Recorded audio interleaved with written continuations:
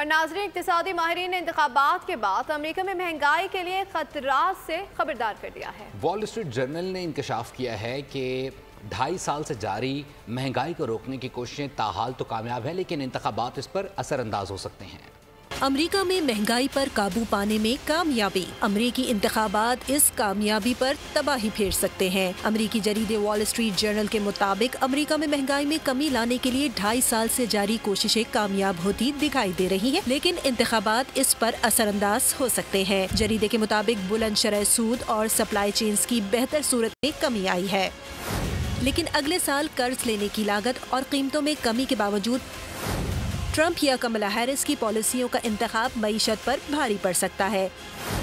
दावा किया गया है कि दोनों सदारती उम्मीदवारों के पास अखराजात को काबू में रखने के बड़े मंसूबे हैं, लेकिन माहिरीन इक्तसादियात का कहना है कि ट्रंप की तजावीज़ से महंगाई में इजाफे का ज्यादा खतरा